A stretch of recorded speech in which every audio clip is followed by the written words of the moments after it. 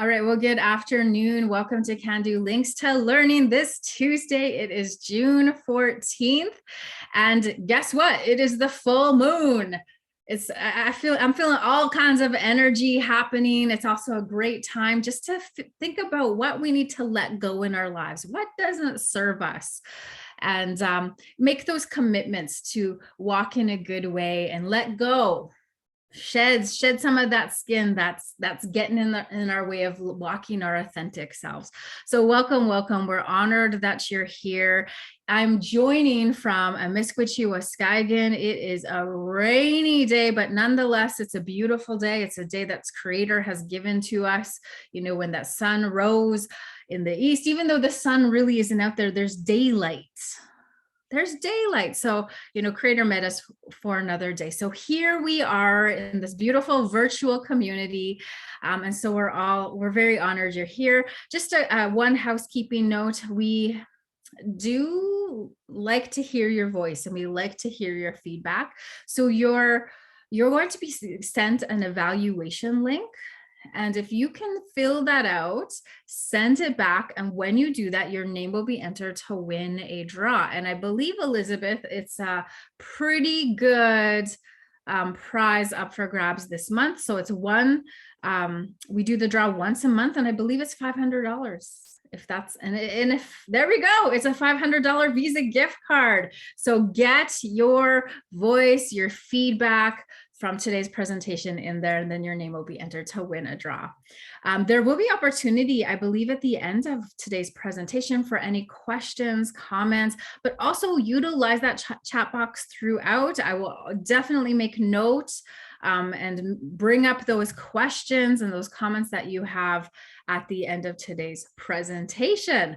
All right, so I am delighted to introduce our guest today. It is Nicole McLaren. She is the CEO, the founder of Raven Reads. And if you do not know what this is, you are missing out. It's an Indigenous subscription box, really featuring Indigenous literature. So really, really good, you know, resource. She's an entrepreneur. So we're delighted that you're here, Nicole. She's an award-winning Métis entrepreneur from British Columbia and Saskatchewan. Her extensive knowledge of industry supply chains and economic development, coupled with a passion for supporting fellow Indigenous entrepreneurs, allowed her to transform a small book club into Raven Reads, the world's first Indigenous subscription box. So she's this trailblazer leading the way. So through her hard work and ambition, Raven Reads has grown exponentially, I cannot say that word, with thousands of subscribers across Canada, the US, and Europe. So once a sole proprietor, curating and packaging boxes in her garage, Nicole now manages an elite team, and operations are out of their Kamloops warehouse and distribution center.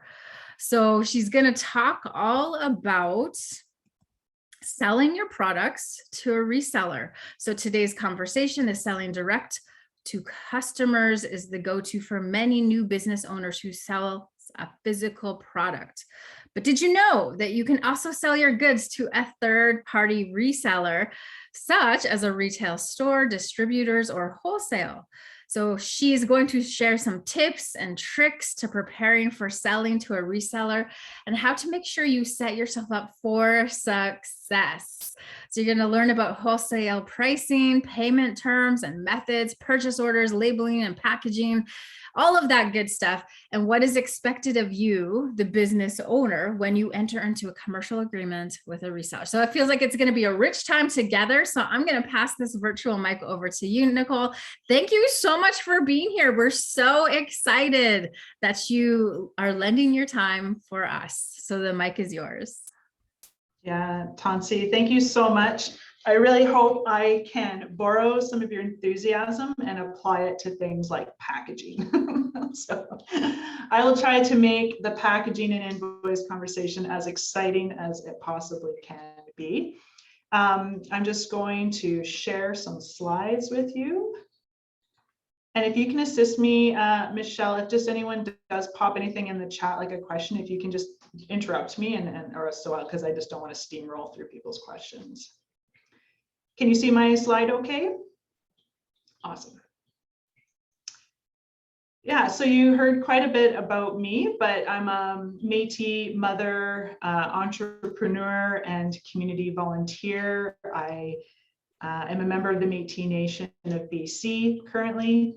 I was born in BC, but I spent about 12 years in Saskatoon, where I went to university and did my undergraduate degrees there.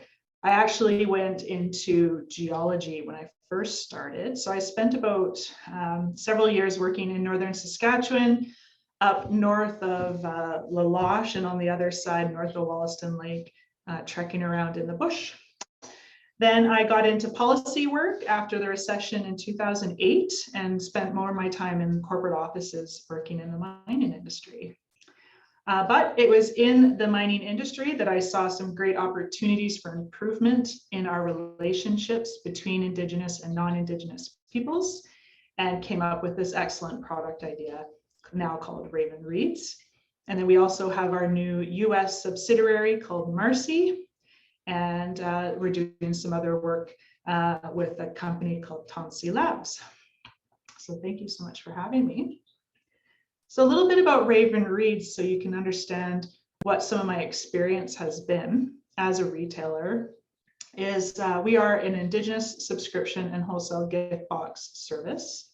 We are 100% Indigenous owned, and we're also 100% female run at this time. We purchase goods from other Indigenous authors, entrepreneurs, and artists across Canada and the US, and then we feature them in our gift boxes that we ship out every 3 months.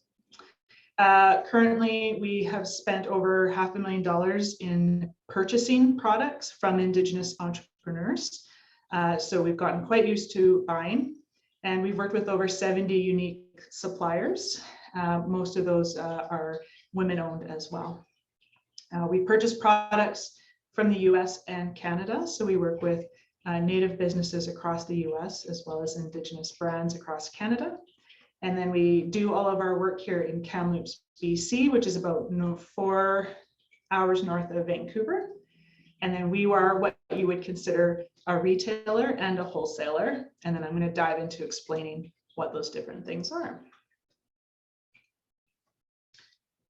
This is just a somewhat fuzzy photo of our warehouse. So we occupy 1/6 of this building, and we're located conveniently along the Trans-Canada Highway, the beautiful South Thompson River here, and then Kamloops is just up around the bend there.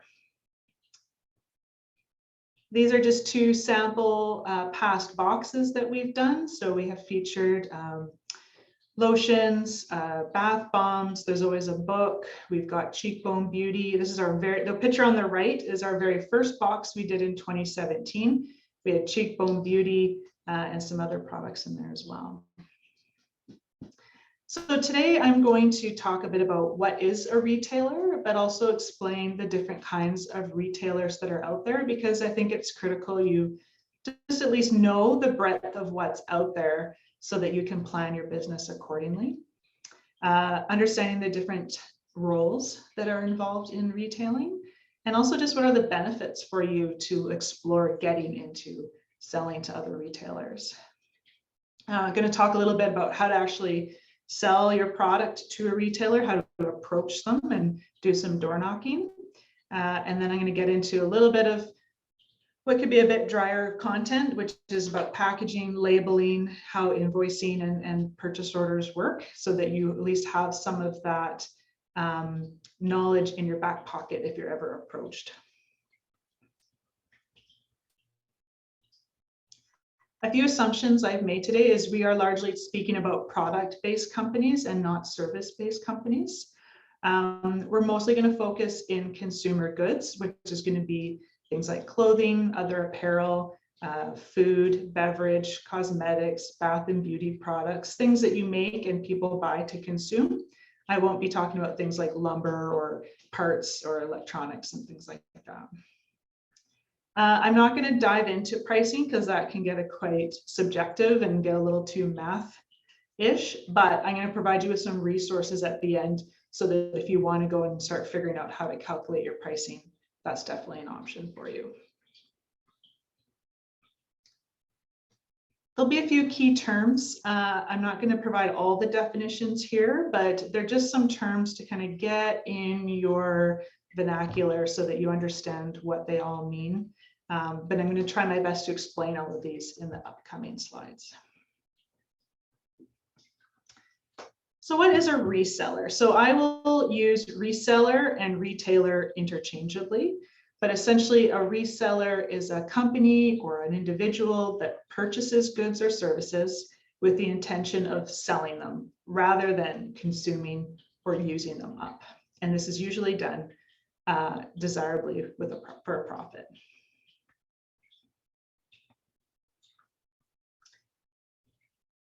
So why sell to a reseller? So whether you sell your products primarily online, or if you sell them in a farmer's market or at the powwow, or you're just looking to expand your reach, selling to a reseller or another retailer is a great way to grow your business.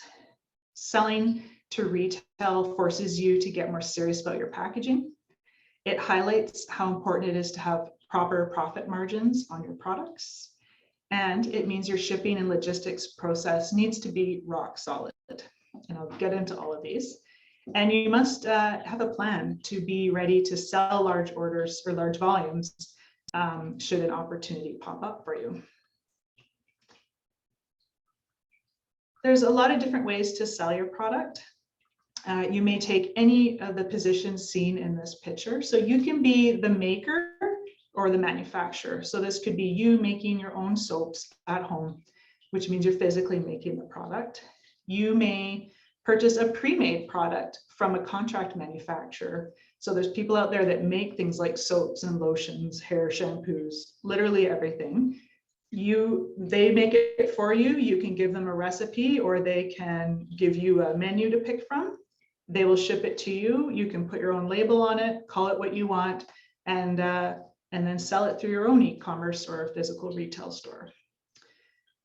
Or you may choose to make a product or get one made for you, and then you may choose to sell it to what's called a wholesaler or a wholesale distributor, who then will sell the product on your behalf to a list of preferred retailers that they work with. So you can play a number of these roles, or you can play all of them. The important piece to note is that the retailer is the final touch point before the customer. Can you be both? Certainly. You can definitely be both. This just means that you sell both direct to a customer and that you also sell to a retailer.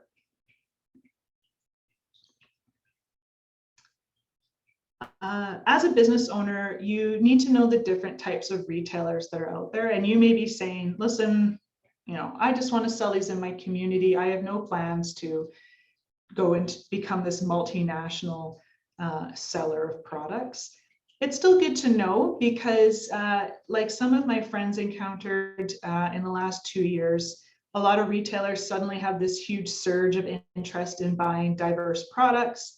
And they started knocking on some of my colleagues' doors, and they weren't quite ready to take on these large orders, and maybe they didn't have the research done in terms of who were some of these retailers, do our values align, do I even want my product in their store? So just being prepared for those opportunities to come knocking will just make it so much easier for you. I'm not going to go into a whole lot of depth into these. I'm going to give you just a 30-second kind of whirl through primarily these general retailers or general merchandisers. I think we understand food quite well because we all theoretically consume food, but I will just go over the ones on the right-hand side there quickly. So a discount store is any store that positions itself as a discount player. The defining point is discount. For that purpose, discount stores usually are no frills. Some of you may know a store called No Frills. And they generally have kind of lesser customer service. It's very just basic. And they do that to keep their costs down, because that's where they'll make their money, is removing all that fluff. As a business owner, it implies that if you have a product with a high price point, you may want to avoid putting them in a discount store, because you're just not going to see really great margins come out of that. Specialty stores. These are stores that specialize in servicing a particular segment of customers.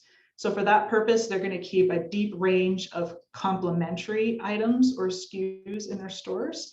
A good example of this is a maternity store. So they're going to keep just a select amount of products that all kind of complement each other. Another good example is Apple. So the Apple store is a specialty store. They're going to carry their main products. They're going to carry all the accessories to support those products.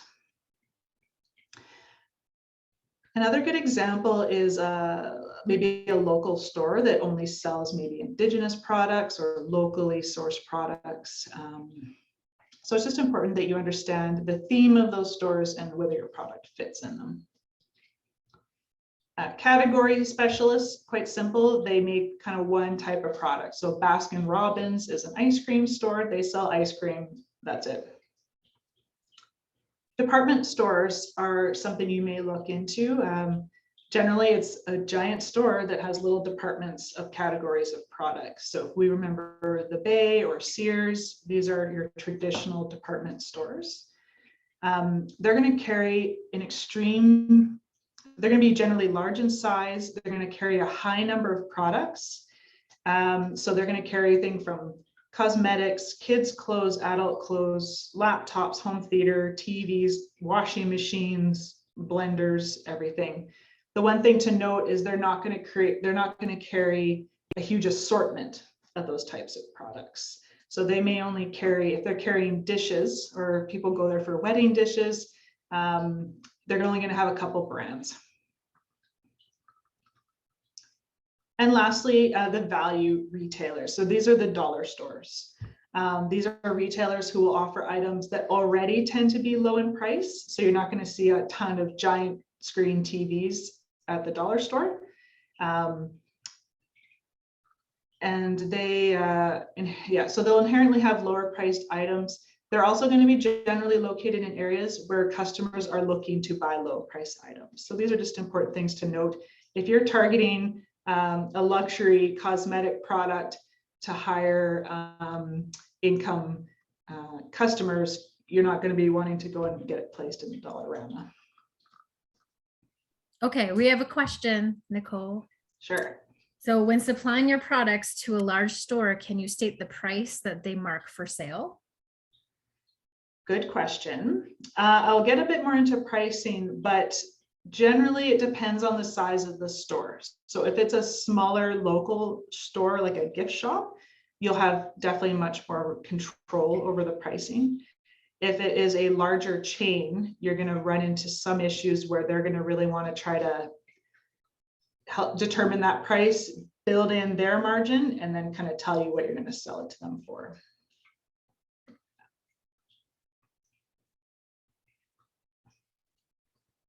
Okay, benefits of selling. So learning how to approach a retail store to sell your products is a great skill for every product-based owner. Last couple of years, we've seen retailers coming to us wanting to get more diverse products on their shelves. But if you want to see continued and sustained growth and you want to get out into that space, you're going to want to build some competency in doing that kind of traditional sales pitch. Whether you sell your products primarily online or you just want to expand your reach, selling to retailers is a fantastic way to boost your revenue, create more brand awareness out in the market, and start building a network of connections that you can really rely on to help build your success. Getting your products into the retail sector via traditional retailers can be a smart growth strategy. However, getting your product into retail stores is not always easy, and it does take a bit of work and a bit of groundwork.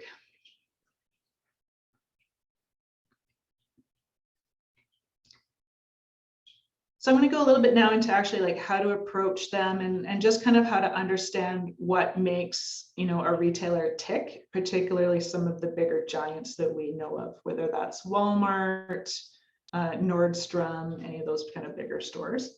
But also just something to keep in mind if you're working with kind of a mom and pop or a local gift shop as well.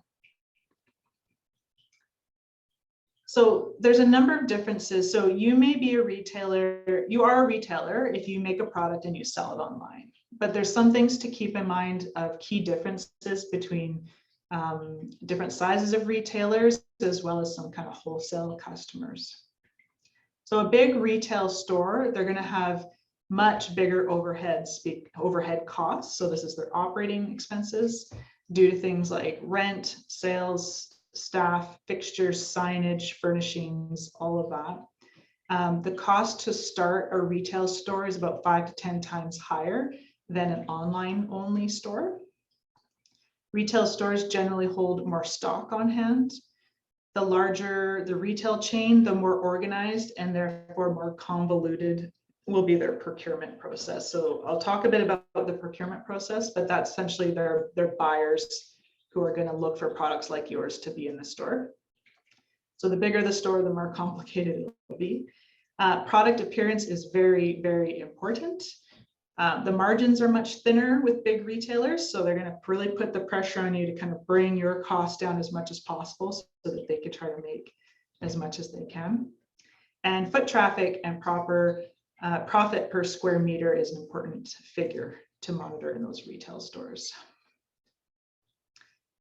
And like I said, by looking at the differences, you'll begin to understand how selling to retailers can be a whole different ballgame, but it shouldn't be scary. It's just good to know who you're dealing with. Okay, we do have another question from Harold. Sure. So has anyone tried to make a store provide space for local products? Oh, I'm sure there has been.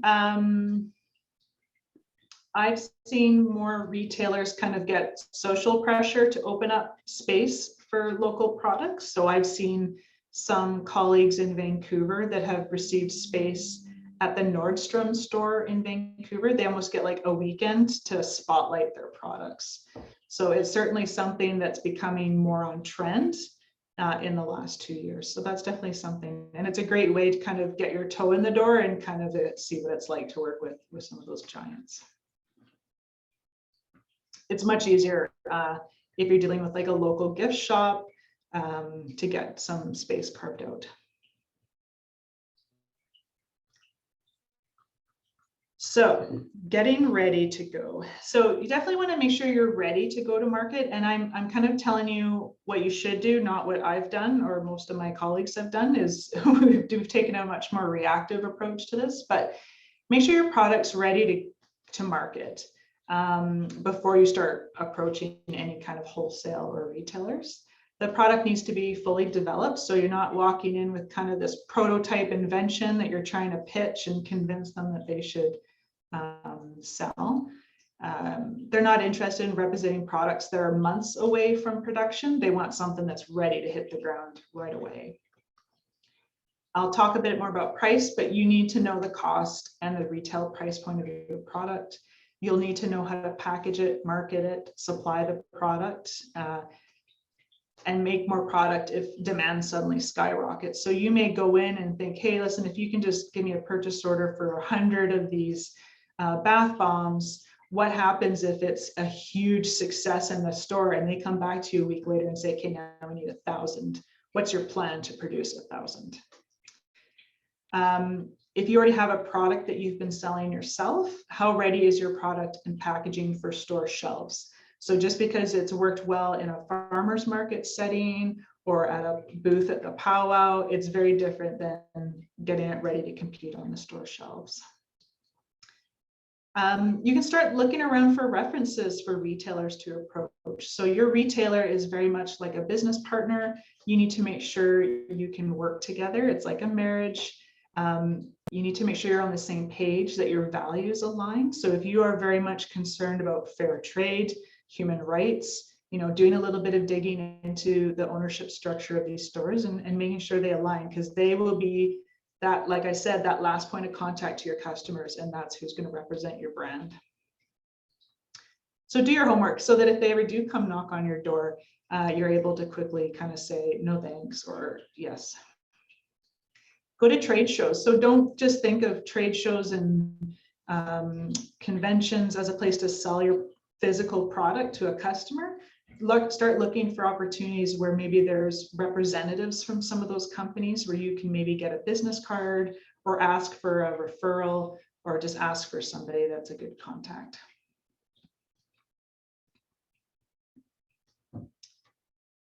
So some of these are going to feel a little old-fashioned, and they've definitely evolved in the last 2 years thanks to COVID, which is great because it's made it almost a little more accessible if you don't live in a big urban center or you're just shy like I am. But like I said, selling to a retailer is a little different than selling to a customer. Retailers have different needs, and they'll want to examine your product to see if it's a good fit before stocking it and or making a large order. So 3 kind of key ways to approach retailers is in person. So you can take your product in, you can show them in person, see if they like it. Head office meetings. So this would be for maybe a larger retail chain. You can take your products into head office and get it considered by a buyer.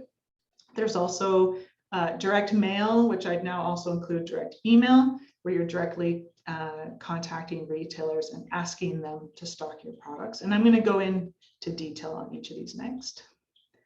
I talked about trade shows and then asking for referrals as well. And I'll give you some tips and tricks for how to do that. So in-person visits may conjure up kind of the traveling salesman that works out of his vehicle, and my vehicle often kind of looks like that half the time. So this is very much you're approaching in person. This may be more familiar if you live in a smaller town or a more rural town where you've got a local gift shop or a retailer, gas station, anything like that, where you just go in and you just say, hey, do you mind carving out a bit of spot to stock my product and try to sell it for me? The nice thing with in person is you can demonstrate the product, they can feel the product, touch it, they can test it out. People also find it a bit harder to say no if you are standing right in front of them. You'll be able to demonstrate your product to the store owner, which means they get to feel action, hear about it. You can make the pitch about why your product's so unique compared to others. A little difficult, you're not going to go walk into Walmart and try to pitch to the cashier. So you just want to pick the appropriate tactic for the size of store. For large groups of retail stores or retail chains, you will need to approach the head office of that division. So keep in mind, often these chains will have a group procurement, or this is their buying team. So it's just a matter of figuring out their internal structure and how it's set up. Getting in touch with the right person can be tricky, and it takes a little bit of a skill to kind of flesh out contacts, which can be hard for some of us that maybe don't have that level of experience networking and kind of get through corporate hierarchies. LinkedIn is a great tool. So if you don't have a LinkedIn account, I highly recommend you set it up. You just need to watch because people can see when you've looked at their profile. So don't go clicking through all your ex-boyfriend's LinkedIn profiles because they'll see it. But what you can do is you can type in Walmart in the search, and it'll show you anyone that has listed Walmart as their employer. And you can see if you have a first, second, or even a third degree connection to those people. So often you can see if maybe you know someone who knows someone there. They can maybe put you in touch and you can ask for a referral. Another great tip, and I love this, is if you can just get a hold of someone in the organization that trusts you, they often can then get into the directory of all the employees. So if you're like, listen, I'm interested in reaching out to a buyer, maybe a junior buyer who works in frozen foods, because each buyer usually has a category that they're responsible for. If you can get someone that can just get into that business directory and find the right employee with a name and an email to give you, that's gold.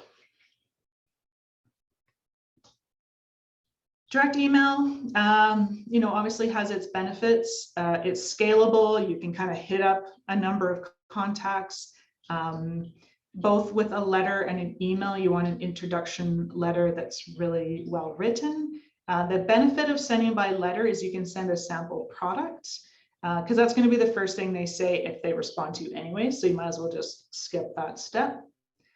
There's a theory called lumpy mail, that if you send the right person something in an odd shaped mail and it's personally addressed, it's much more likely to be opened and considered.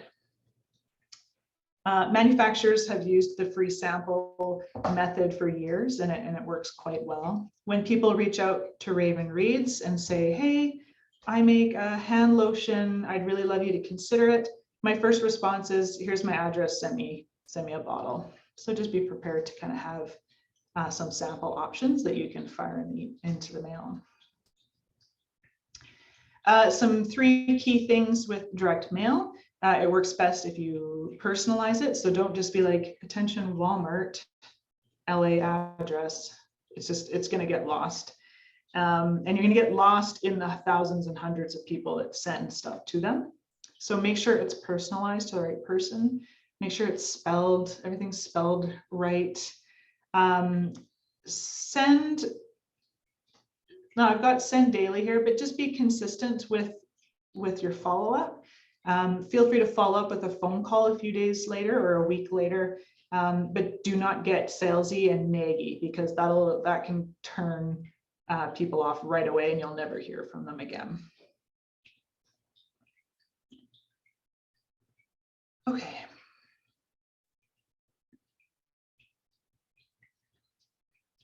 I'm just reading the chat, that comment in the chat there.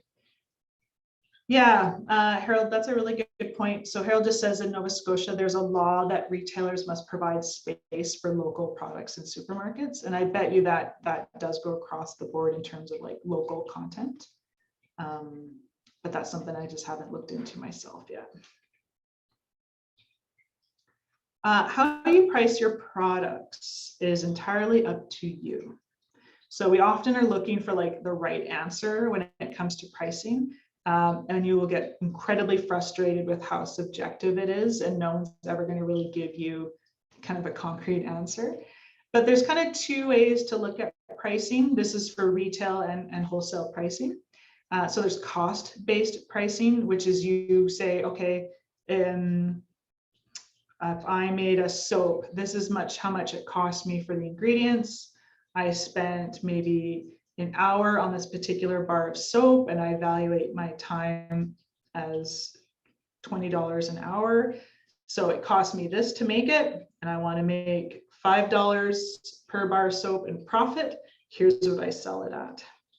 But then there's also value-based pricing, where you kind of look at more of a qualitative approach to the value of your product. You look at things like, how much does a comparable product sell for out on the market, and how do I kind of price myself? It's kind of more speculative, like you might with a house sale. There are big differences to know between wholesale pricing and retail price. And like I said, this is extremely subjective. So often what I see is people do all their work on their retail price because they're looking at just selling small time on their website or in a farmer's market. They see some success. Someone comes to the door and says, we want 2,000 units right now. And you go, oh, okay, wholesale will be retail minus 50%, because everyone kind of has it set in their head that 50% is the going rate for wholesale.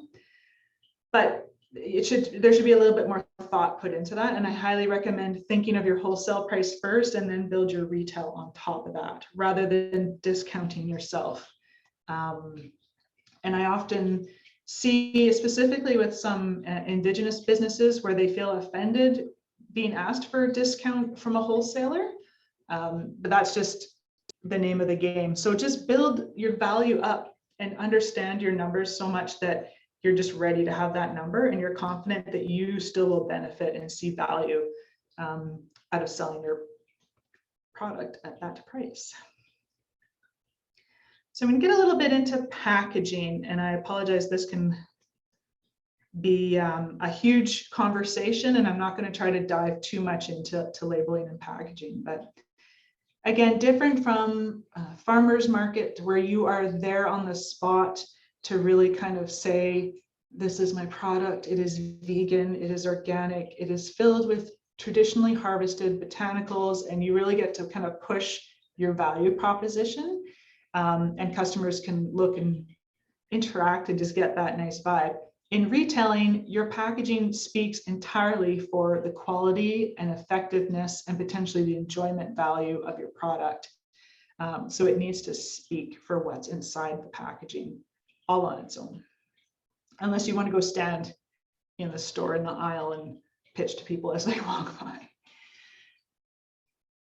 So there's a few kind of core principles to effective packaging design. And these will just ensure that your package stands out on the shelf, and the more success your product has in the store, the more the retailer is going to come back and want more. They're going to order more, or they're going to say, give us more variety, more options. Even if you're not a designer and that's just not your thing, there's definitely just some principles to keep in mind when you guide your team or your contractor to do your packaging. So you definitely want a plan. You want to be able to compare what's out there, compare sizes, shapes, colors, what are competitors doing, look at what you don't like with competitors' packaging, and then just kind of documenting that. But in short, your package needs to compete on potentially a very busy shelf. So if you look at all these cookies, what is it that makes you kind of reach out for the one specific? Is it just brand awareness? Is it just you're a repeat buyer and you just, you like your bear paws? Or is there something else like those giant Oreos that really kind of just scream cookie and makes you want to grab those ones? Similar note, making sure something's engaging, it's appetizing, you're not using kind of like weird colors that's going to make you go, I don't want to eat that. It also needs to connect and communicate with customers. So you're like, okay, that's a cookie, not a bath bomb. And then last but not least, specifically with food products, you need to make sure you're meeting packaging and labeling requirements. These are set by government, primarily like Health Canada and other regulatory bodies. So just making sure you're doing your homework and checking that out. I know we sometimes start small, but if you want to be getting your product into retailers, they're going to require all of this to be done. Labeling and packaging for non-food products. So there's different standards for food products versus non-food. The following kind of outlines some of the minimum standards for packaging of non-food.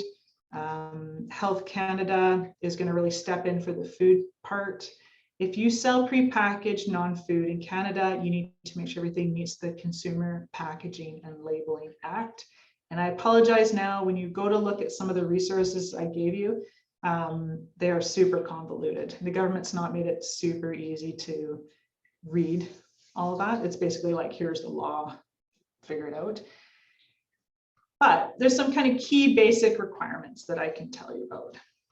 So there needs to be information, there's mandatory information that needs to be on the label. And that includes a product identity declaration. So this is just the common name for the product, a net quantity for packaged contents, and then a dealer name and place of business. They call it a dealer, but a dealer just means the retailer, manufacturer who made it. Yeah, so Harold had a question on bilingual packaging. So you'll want to check, first off, if there's, specifically if you are in Quebec, there will be some laws around dual language on packaging.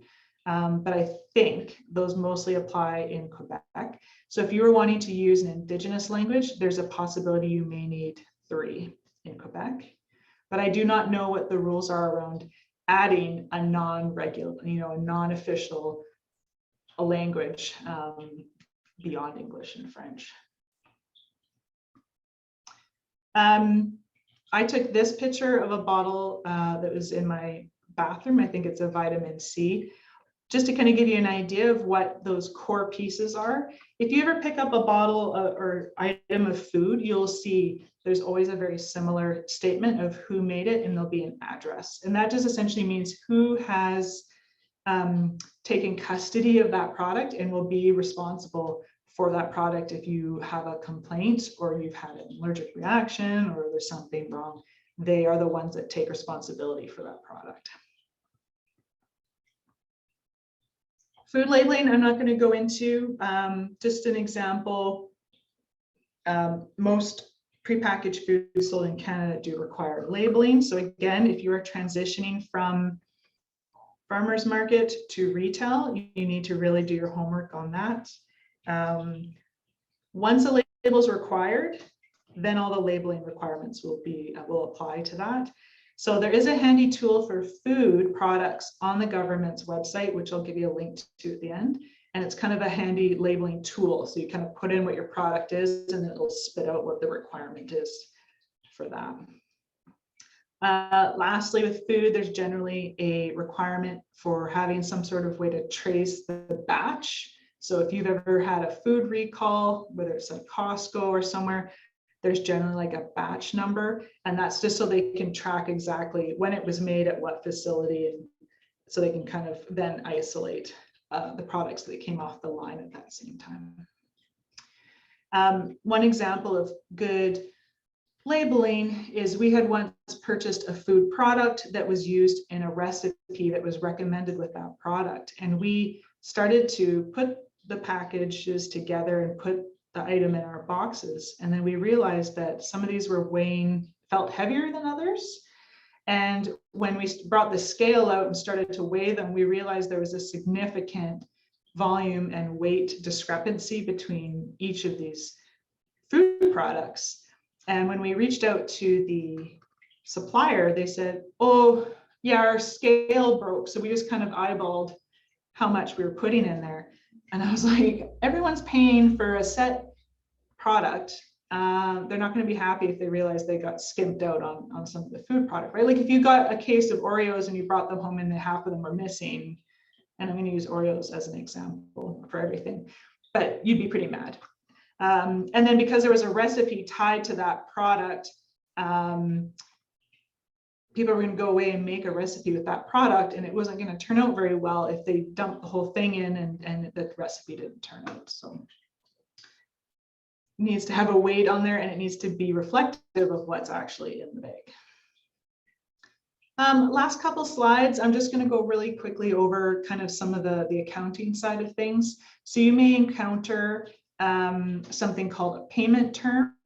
So usually when you buy something, you pay right away and you walk away. Or if someone buys something from you, they pay, you ship it, see you later.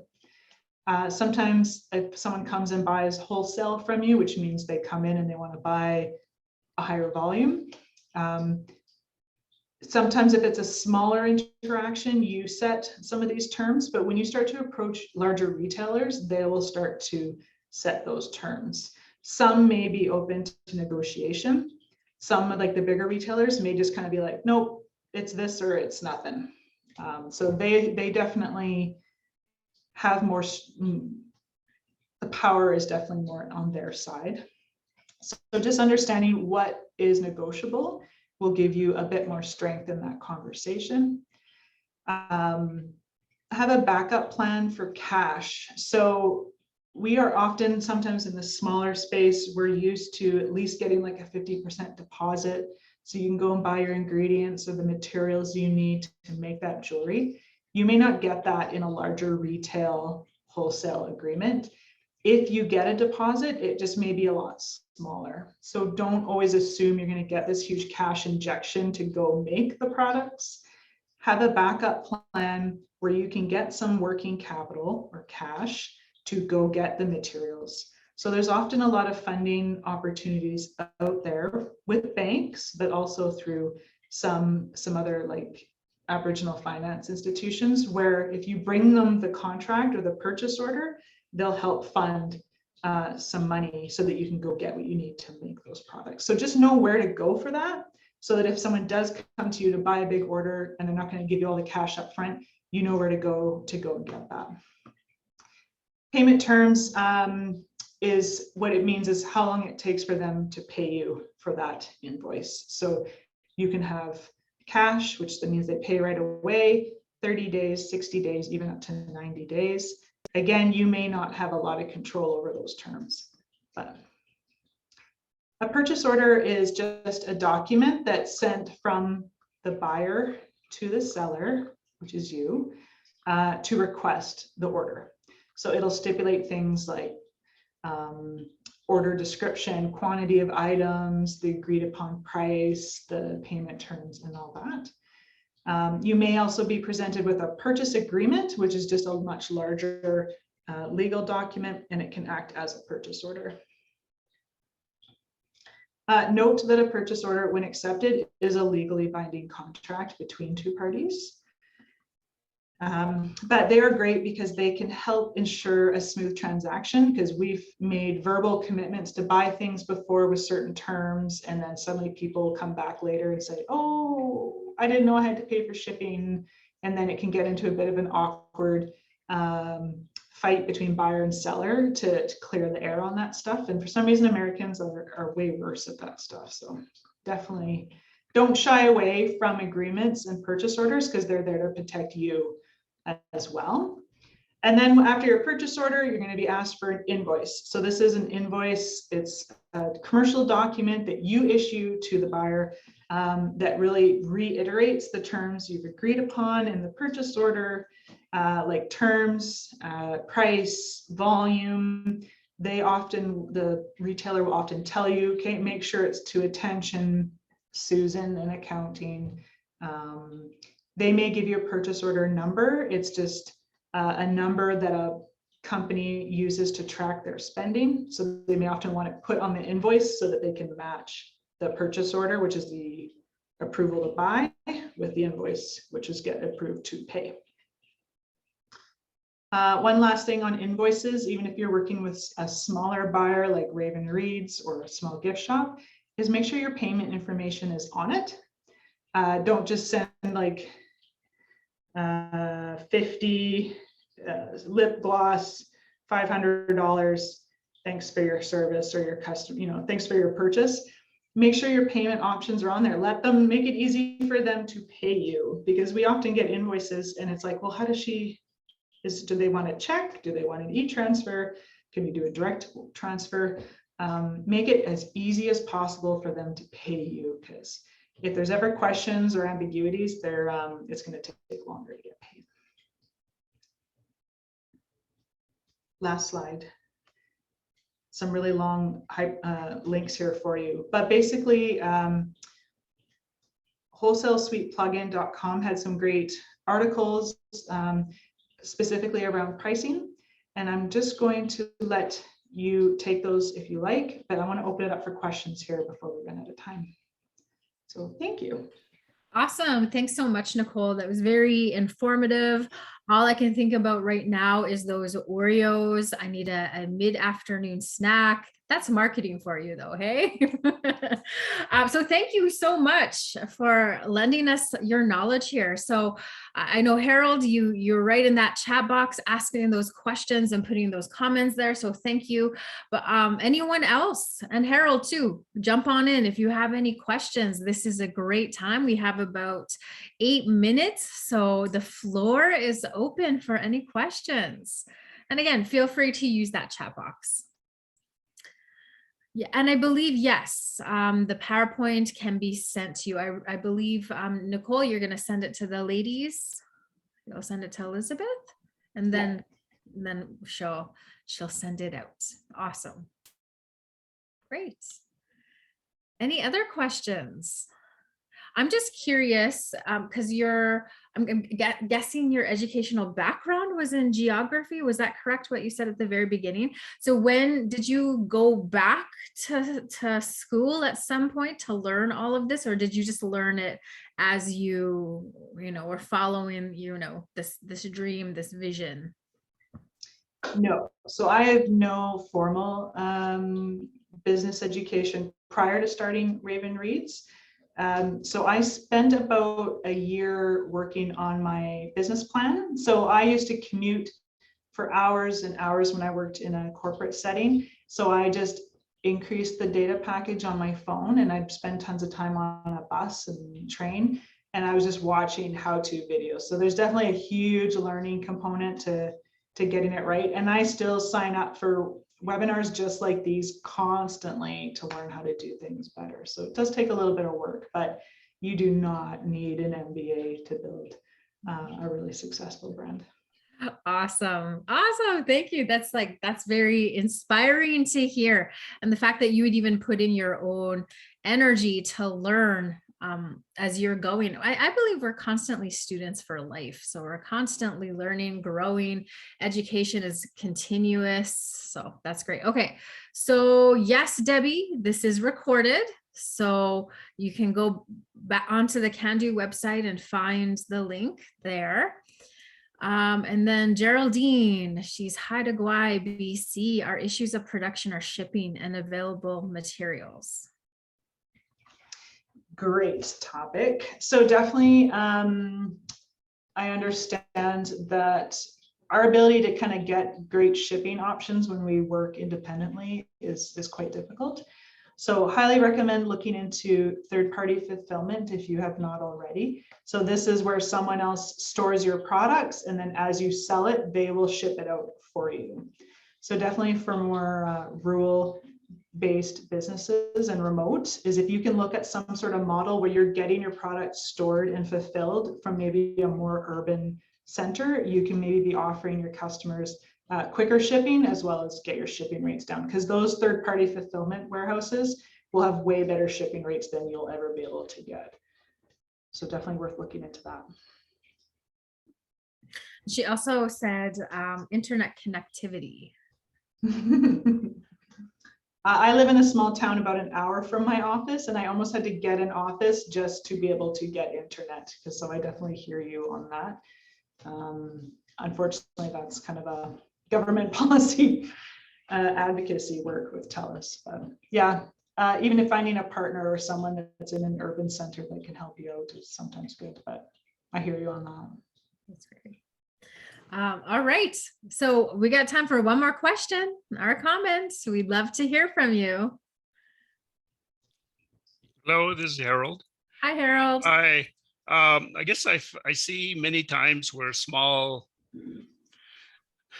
businesses, I call them small business or even micro, and they go to all the powwows and all the gatherings and things like that, selling their wares. But then they get into, somebody comes in and says, they start talking about a discount for if I bought a lot.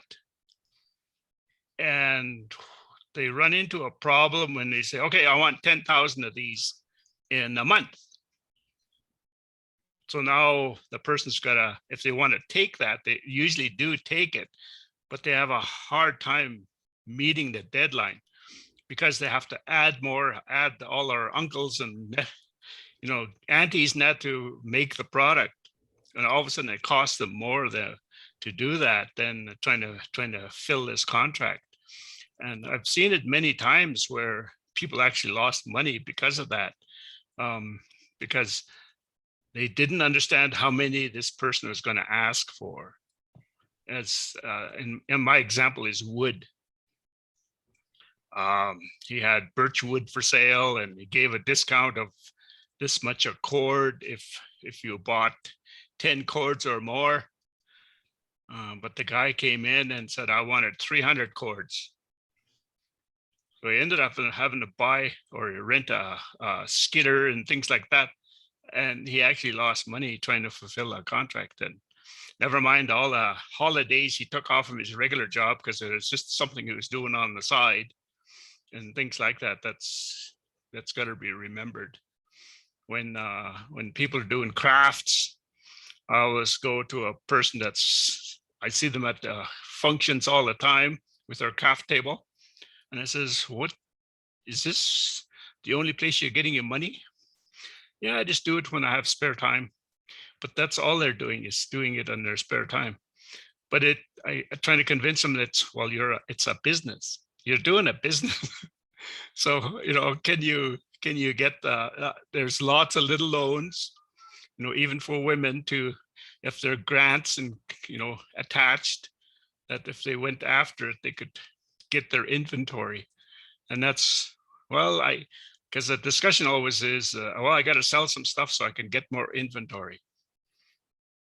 So that's sort of how to, because it's usually people that have no credit rating, but they don't think they can do a little grant or a little loan, because there are many groups that do that and attach a grant to it also. Just got to keep talking about it and people believing, because I've helped people with loans, and they sort of wonder, why didn't I do this 10 years ago? Because they thought they didn't qualify. And we're very happy when they did, but they just had to do the paperwork. Thanks. Well, thanks, Harold, for your input into this conversation. I feel like also, like, I think there's a point in there that kind of, I was thinking about, as an entrepreneur who is selling their product, I think understanding your own capacity as well. And I think doing the background homework around it too, knowing that if somebody asks for 10,000, pieces, I'm thinking about even my own inventory, there's no way. And, as a business owner, you want to be able to, provide that, but also you have to be realistic in the capacity as well that we have in our own businesses. So that's just something that came to mind. I don't know if anything out of what Harold just said, there was a lot he covered actually, Nicole, that jumps out to you that you might perhaps want to close with a comment on. Yeah, and I'll just say, plan. None of us get the planning perfectly. Like, no one's ever going to be fully ready, for anything, because something always comes up. The inventory issue doesn't go away. So even when you're 4, 5, 10 years in, the inventory piece is a constant battle, because if you buy a ton of inventory, you've locked your cash in to those products and you don't have cash for other things. So it's this fine dance between having a little bit of inventory. So like I said, just know where you can go if you suddenly have a huge cash demand, you've got a purchase order, or you've got kind of a request from a wholesaler to buy your goods. There are options out there. There are kind of cash options easier to access than your typical kind of startup loans. So just know where to go for that kind of help, and it's there when you need it. Awesome, Nicole. Just great advice, great knowledge that you passed on to us today. Please note in the chat box, everyone, I believe you put in your LinkedIn. And if you're not on LinkedIn, you're missing out. So check out her profile there. So thank you all for joining us. And of course, Nicole, it was a delight to have you here. So thank you so much for lending your time, your knowledge. A really good presentation today, very clear, and just back to the basics and down to earth. So thank you so much. And we wish you so much success, more success in whatever you're doing. So thank you so much for being here. So take care, everyone. Be well. And don't forget to get out under that grandmother moon tonight. There's some good energy. So take care.